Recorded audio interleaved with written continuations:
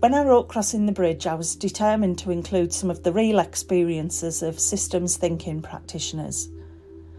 On my journey so far, there have been some recurring themes about these experiences. They are the things I get asked about by other practitioners most often, particularly practitioners who are just starting out on their journey. They are the things that they encounter, but often without the knowledge that others contend with exactly the same challenges. They are the things that are much less talked about or documented, and yet there can be quite significant aspects of a systems practice journey. I coach a number of people around these topics and find that they're the things that can make people want to give up on their journey on the bridge, where they develop their practice, because it feels too hard. The first of these, which appears in the book, is the notion of being an invisible practitioner. Pauline, it's like everything I do is invisible. It's like I'm invisible. I'm trying so hard, but it's like I don't exist. No one recognises what I've had to do to get the work this far. This is a regular and repeating complaint that I hear from fellow practitioners, particularly those working inside organisations, many of whom have middle management positions. But what is this invisibility cloak that systems practitioners wear? Is it something everyone wears when they go about their daily work? Or is it specific to systems thinking practitioners? Clearly, I can't speak for other professions, but when it comes to putting systems thinking into practice, I believe invisibility is a common feeling. Despite popular belief, especially currently, systems thinking practitioners are not always consultants, and they are not always those who are involved in big initiatives in the workplace with lots of people involved and lots of noise and advertising about what's being done.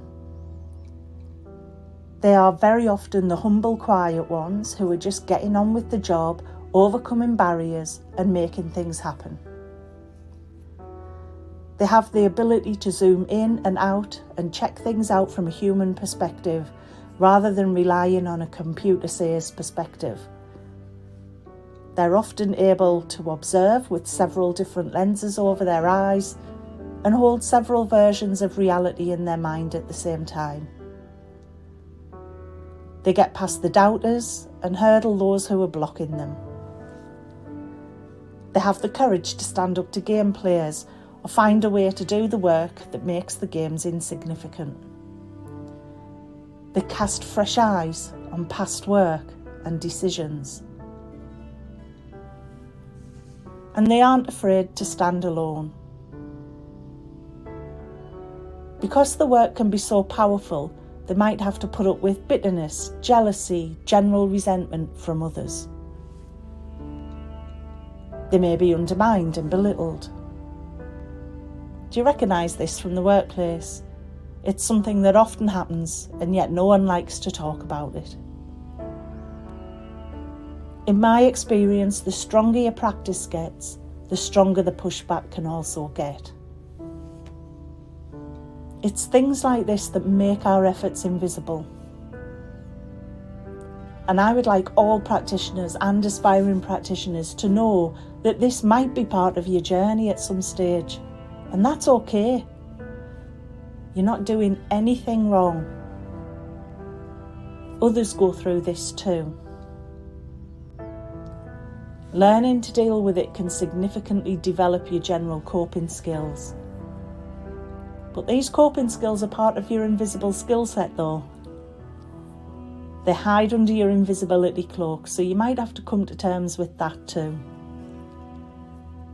But keep going against the norm and trying different things. Take the leap of faith onto the precarious bridge. And remember, if you're encouraging others to start their journey of putting systems thinking into practice, they too might experience the invisibility cloak for the first time. They might need some words of encouragement as they cross the systems practice bridge for themselves.